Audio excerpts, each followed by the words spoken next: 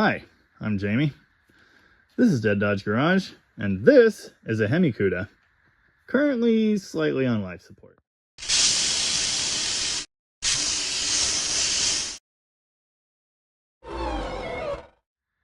But will it cold start?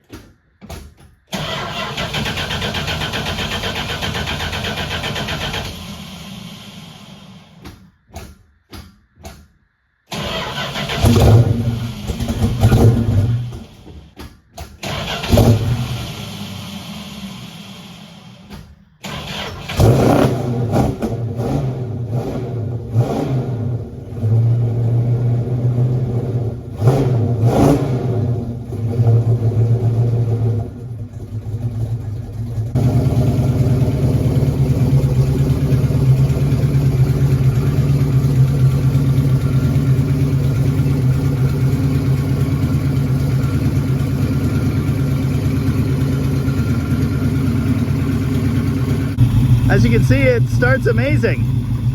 No, it's cold-blooded and horrible. And it's currently running on 7 cylinders, so let's see what we can do about that. All right, we have to take at least a few seconds to just stare at it. Take it all in. There was one tiny ding on the door, so it was just painted. So you'll notice there's a little piece of the stripe missing still. We're waiting for that to come in the mail. Admire the slight exhaust leak. There might be another ticking noise. It could be in my imagination. Watch the puddles! It's been pouring here in the Pacific Northwest for the last few days.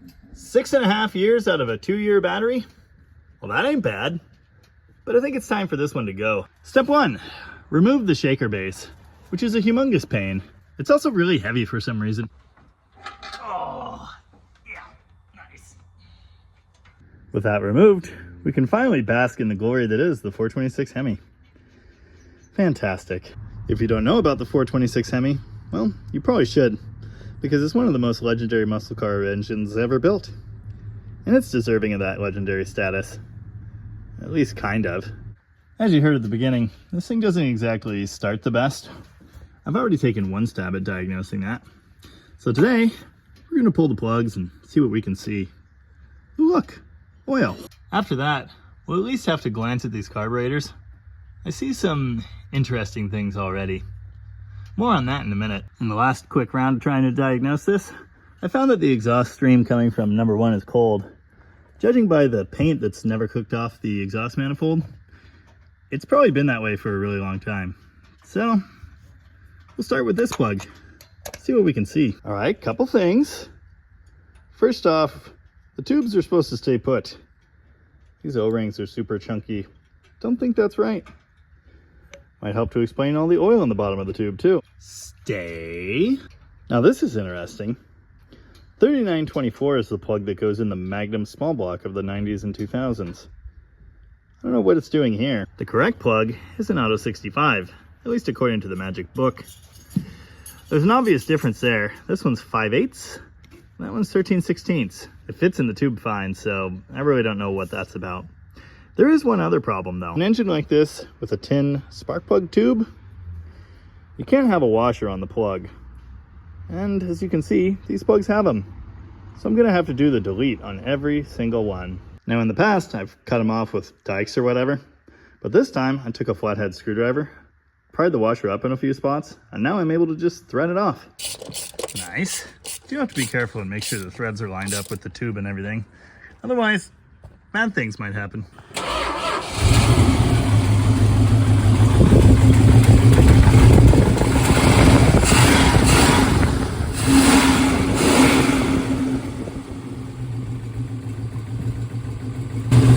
Huh. I thought the cloud of smoke on startup might be promising, but number 1 still isn't winning with us. Now I'm not thinking mechanical issue, because cranking compression sounded great. I haven't put a gauge on it, but if you've watched this channel for a while, you know I don't usually roll that way. So now I'm looking at the ignition over here. It has a Pertronic system. That's interesting. Also, that's not good. It's not our problem, but it's not good. Well, that's less bad. Now this is not on number 1, the dead one. But in general, it's something you need to check, especially with these Mopar reproduction spark plug wires. That really shouldn't be sunken that far into the boot. It wasn't actually contacting metal in the cap at all, so some adjustment may be required. Well, I guess it's time for exploratory surgery. Pulling a Hemi valve cover. This should be fun. And by fun, of course, I mean not good. For one thing, they're huge, and for another, everything is in the way. But especially this brake booster. Alright, come on. Getting the rear plug out was hard enough. One more. Bottom. Oh yeah, right there. If we tap gently enough, maybe the gasket will survive. Probably not, but maybe. Well, like I said, it's not compression. Ooh, Hemi stuff. Plus, like all Hemis, it's been freshly rebuilt. Because that's just what happens. Also, you have to loosen the brake booster. It's great. Okay, this isn't the problem, but it's a problem. Someone got excited and stuck O-rings down underneath the tubes, which is why the tubes aren't seating all the way.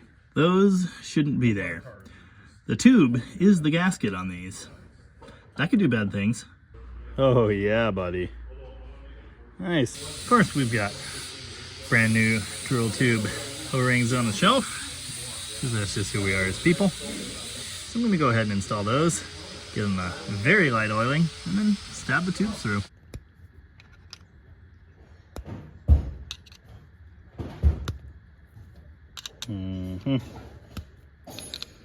Worked really well the first time.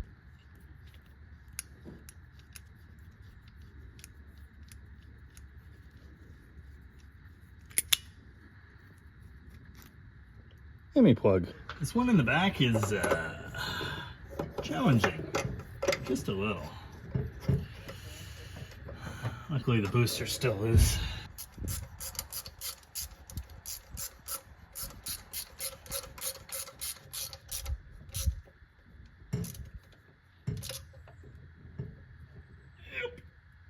Nice. Watch the booster. Just Hemi things. This is almost as bad as the modern Hemi powered trucks. Almost. Now this time, I'm gonna make sure the wires actually click onto the plugs. They certainly weren't before. That may require some adjustment of these boots.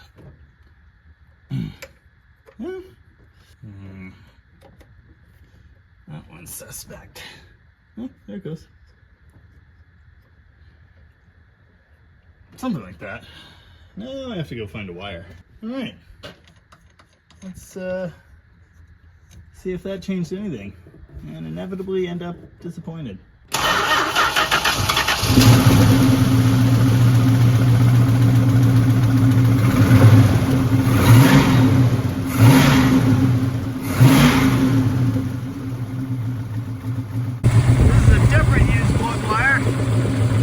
Definitely sparking. Of course, it doesn't always show up on camera, but it is. Did you hear it pick up there while I was talking? Well, good morning. And it sounds like it's still coming and going. You can hear that stutter when it revs up. Hey, should the distributor be totally loose? It's going out of interest. Well, at least we proved that wire's fine. I messed with the idle mixture screws, and that seems to have helped a lot. Interesting.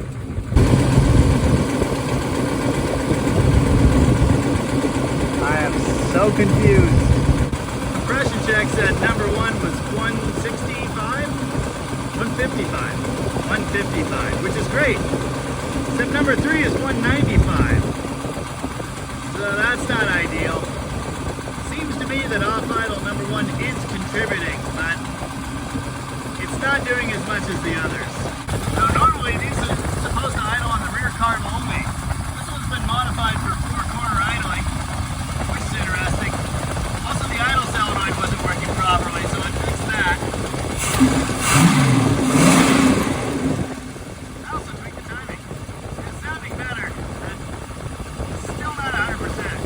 Everyone wants a Hemi car till it's time to do Hemi stuff. All right. Just comes right out. Of course it does. Can't wait to piece these back together. That'll be fun.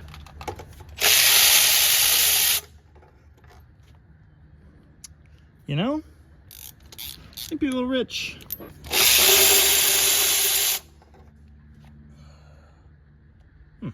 The plugs on this side are only kind of full of oil. That's not so bad.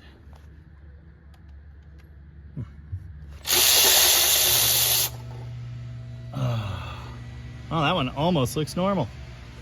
Nice. Time for a corn dog. I think I've earned it.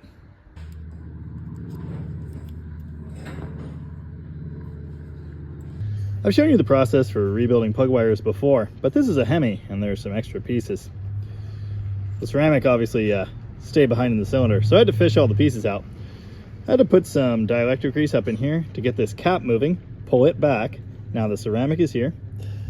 I can fix this, reattach the rubber, and then pull both of these parts down. And I'm sure that'll just go great. You can pretty easily see this wasn't crimped down on the wire very hard. That might be why it pulled apart. Like it never happened, kind of. Someone made another recommendation for some kind of lubricant to use for this. I can't remember what it was. Anyway, I always use dielectric, and it's worked pretty well so far. Yeah, something about pushing a rope. Gotta make sure that seat's all the way in there, or you'll never contact the plug correctly. There we go. Now, pull the ceramic down. And then this guy, which actually moves easily now. Nice. When assembled, none of these pieces are actually like pulled together like that, which is why the caps are all sitting cattywampus. And as on the other side, I am making sure they actually click into place because, well, not all of them were previously. This side was fine. Okay, one more broken, ruined one to go. Then we'll be somebody again. Have I mentioned that these reproduction wires just really aren't that great? If you're gonna use them, you know, try and make your engine look correct, you need to check every one of them. Make sure the crimps are good. Make sure the ends are pulled through the boots. Oh, come on. Wanna see me ruin this one? There it goes, finally. I'm legitimately worried about the cracking sounds I was hearing in here. Hopefully I didn't just break it internally. That would be bad. Shh. No one will ever know. Did you know that Hemis are large? Anyway, let's see if this one's any happier with life.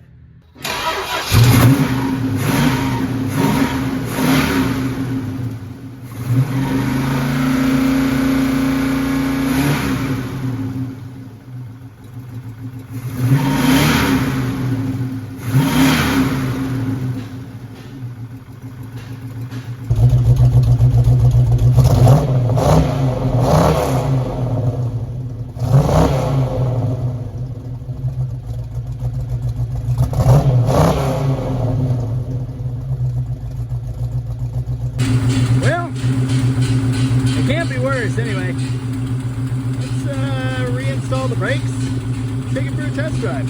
I'm under the dash here to do one of the worst jobs, which is putting the hardware for the booster back in. And I noticed something. On an automatic car, which this is, there's normally more insulation here. But on this car, it's been removed, and the stud holes are exposed where the 4-speed pedal brace goes. Also, I think this is a new pedal box. It's painted up all fancy anyway. Looks like someone had a 4-speed in this at some point, which is cool. And this is gonna look kind of funny, but I really don't want to put the shaker bubble back on until we're sure, so. Wow. If you somehow didn't know, the engines don't sit centered in the cars. That's by design. Oh yeah, forgot about that fuel staining. It's starting to make sense. Fire extinguisher? Check.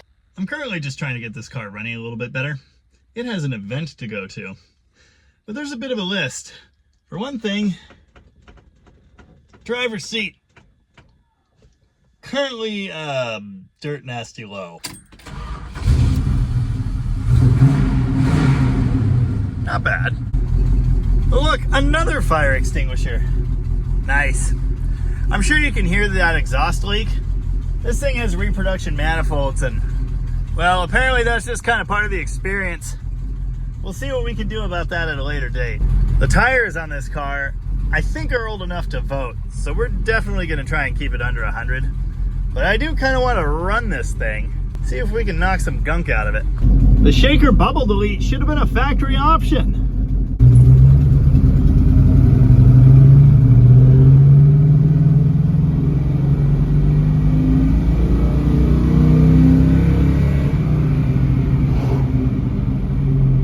We'll do this a few times, see if it helps knock some sense back into those rings.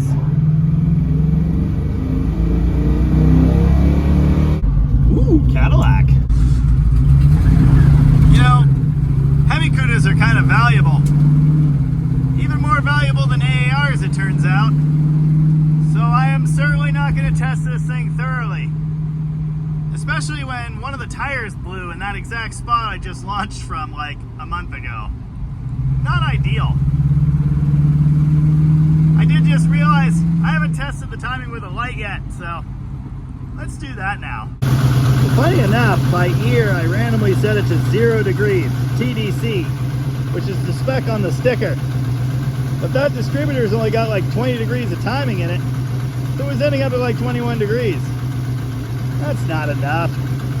So I set it at 14. Let's see what that's like. Oh yeah, I was gonna do a shake test and figure out how much fuel is really in this thing. Not much. You know, I really don't feel like running out of fuel with an actual Hemi car on the way to the spot and back today, so instead, let's go up and down the street one more time, and then we'll actually take a look at the car. Well, it starts like butt at 14 degrees.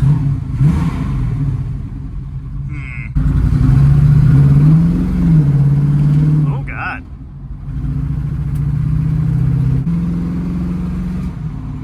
Okay. You do have to love the easy tune hood. It's great.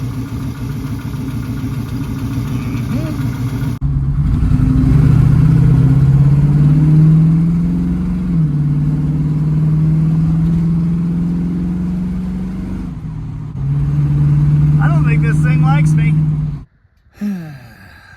You know, I had a lot better luck with the purple one. Remember I mentioned that tire that exploded? Yeah, we still haven't fixed that. That's the spare. Just ignore that. And the missing shaker. And admire the rest of what's going on here. I mean, it's a black 1970 Hemi Cuda. What's not to like about that? Now, of course, you have to forgive it being all dusty. Because, well, we're not done with it. It's currently living in a shop. Dust happens there. But you can admire the vinyl top, which my coworker Trev reconditioned using magic. It looks great. Black stripe on a black car with a black top and a black interior. Something phantasm, although of course it's the wrong year. I recently did a video on a purple 1969 Dodge Charger, which I drove home from Chicago. In fact, I've done several videos on it at this point. And in the comments of the original one, several people suggested I put a Hemi in it. No. Hemis are humongous. They're extremely heavy. They are prohibitively expensive to the point of like, holy crap. Like, you can have a house or one of these things in a car. Your choice. They're a humongous pain to service. Hey, what the heck? Number 7 wire popped out. But why? Okay. And it won't go back in either. I don't understand. So much oil all the time. I seriously don't understand this. I had installed it with the brake booster out. It was in, it was fine. What happened? I wasn't literally trying to illustrate the point that they're a pain to service, but I mean, here's Exhibit A. Just go back in your home. I'm gonna let that thing sit there think about what it's done while I complete my thought. Hemis. Not even once. Okay. I want one. I really do. And just look at it. It's glorious. It's magnificent. The 426 is stupidly heavy, stupidly expensive, stupidly humongous, extremely difficult to service, frequently blows up for fun, is cold-blooded. It's got too many carburetors, which are impossible to tune. The timing, as you've seen in this video, also challenging. There are rocker arms that come loose constantly, and I absolutely love it. And I really want one in my life. Not to drive so much, to look at. Like, maybe I'd just put it in my living room? No, I think my dream E-body has a 340 and a 4-speed. Just like my dream A-body, in fact. All right, enough complaining. Let's look at the car. It's awesome. It's so black. Incidentally, though, it's not supposed to be black. It's supposed to be tan. From the factory, this may well have been the only weird tan-colored 1970 Hemi Cuda. Neat, but also ugly, probably. So now it's black. It has a bench seat and a column shifter, which I love. It's just no nonsense, no frills, all party. Unlike the purple Hemi Challenger we've done some work on, it actually has power disc brakes, and they work very well. It's got manual steering. Power steering would have been possible, but they didn't opt for that on this car. Air conditioning was not possible on the Hemi. Yet another reason it doesn't belong in our purple 69 Charger. You know, the Otter Pop or whatever we're calling it. They do fit in the E-body, they just don't fit well. They don't fit well in anything with an actual body on it, frankly. Did you know that to fit them in the super stock darts, they had to beat the shock tower on this side with a sledgehammer? Yeah. Pretty cool. This does appear to be a factory front carb for a Hemi dual quad setup. It doesn't have the choke. It does have tiny set screws where there are normally no screws at all. I think that's a modification to give this thing 4-corner idling, or at least dual carburetor idling. Something I've learned on these Hemi setups, when they're like museum pieces and they don't go out and run the way they're supposed to, the fuel just sits in the front carburetor and goes right to crap, so having idling there at least cycles some fuel through it. Much better. I actually did a video last year rebuilding a set of these carburetors on a 71 Hemi Challenger. No one watched it, but it's there. I should reassemble the shaker, you know, so we can all drool over that. I don't know. I just don't feel like it. This car, like some, has been fighting me all day. I will say, the owner of this car owns a couple other Hemi cars, and a Daytona. I did a video on that too, and I wouldn't watch that either. Anyway, he actually drives his cars, which is awesome.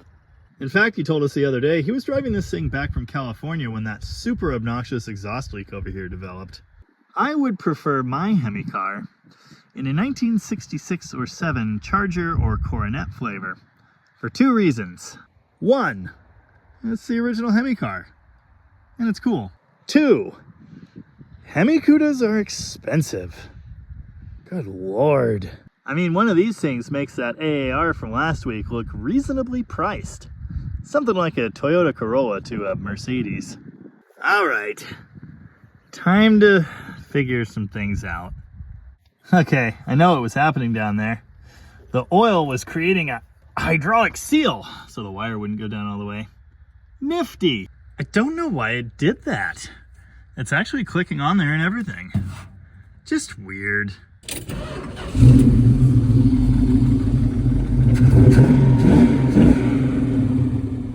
Well, that helps.